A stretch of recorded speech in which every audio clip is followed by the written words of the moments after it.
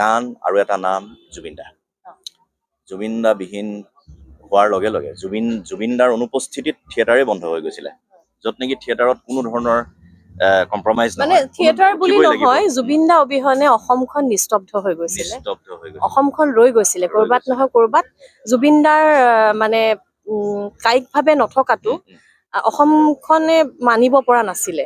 আৰু মইতো এনেকুৱা ফিল কৰোঁ, এতিয়া ভাবোঁ বা ৰিয়েলাইজ কৰোঁ, যেতিয়া ভিডিঅ'বিলাক চাওঁ, তেওঁৰ ডেড বডি বুলিও ক'বলৈ বেয়া লাগে, তেওঁৰ বডিটো আহি নোপোৱালৈকে অসমৰ ৰাইজে বিশ্বাস কৰা নাছিল যে জুবিন দা আমাৰ মাজত নাই। যিদিনা তেওঁক শ্মশানলৈ লৈ গৈ পেলাই জ্বলাই দিয়া হ'ল, তাৰ পাছত আমি অনুভৱ কৰোঁ যে জুবিন দা দেখোন নাই। এতিয়া যেতিয়া সেইদিনাখন মঞ্চত থাকোঁতে কেনেকুৱা আমি সঁচা কথা ক'বলৈ গ'লে, আমাৰ যেতিয়া জুবিন দাৰ গান কেইটা বাজে, যেতিয়া জুবিন দাৰ গান কেইটা বাজে, আমি মানে থাকিব নোৱাৰা এটা পৰিস্থিতি হয়। আৰু আচলতে সেই বস্তুটো আমি বুজাব নোৱাৰিম। এনেকুৱা নহয় যে জুবিন দাক সদায় লগ পাই আছিলো, সদায় কথা পাতিছিলো, সেইটো নহয়। কিন্তু সেই সময়ত অনুভৱ কৰিছো যে জুবিন দা আমাৰ কাৰণে কি আছিলে, প্ৰত্যেকখন ঘৰৰ কাৰণে, প্ৰত্যেকজন মানুহৰ কাৰণে কি আছিলে, আৱেগ কেনেকুৱা আছিলে জুবিন দাৰ প্ৰতি।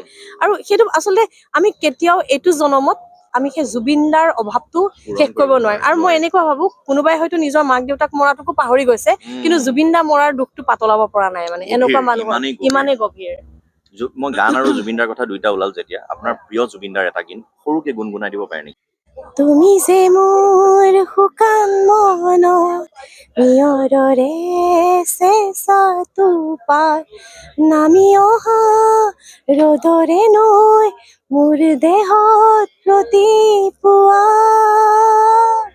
ধুমুহাৰ সতে মোৰ বহু যুগৰে নাচোন এন্ধাৰো সঁচা মোৰ বহু যুগৰে নাচোন নিজানৰ গান মোৰ শেষ হ'ব ভাবো তোমাৰ বুকুত। 50 বছৰীয়া যি কোহিনুৰৰ যাত্ৰা, এই যাত্ৰাৰ মঞ্চত উঠাৰ ঠিক আগে আগে অংকিতা শইকীয়াৰ কণ্ঠত জুবিন দাৰ প্ৰতি এক শ্ৰদ্ধা জনাইছো। আচলতে জুবিন দাৰ গান গাবলৈ সাহস কৰাটো বৰ ডাঙৰ কথা, কাৰণ জুবিন দাৰ যিটো স্কেলত গান গায়, আমি জাষ্ট এতিয়া যিহেতুকে মায়াবিনীটো মানে আমাৰ জাতীয় প্ৰাৰ্থনা হৈ পৰিলে, সেইকাৰণে সেই গানটো আৰু আমি প্ৰত্যেক দিনাই নাটকৰ আগত আমি সদায় ষ্টেজত সেই গানটো আমাৰ কৰা হয়। সকলো অডিয়েঞ্চে উঠি পেলাই প্ৰে কৰে, জুবিন দাক আমি স্মৰণ কৰি লওঁ, তাৰ পাছতহে আমি নাটক আৰম্ভ কৰোঁ আচলতে।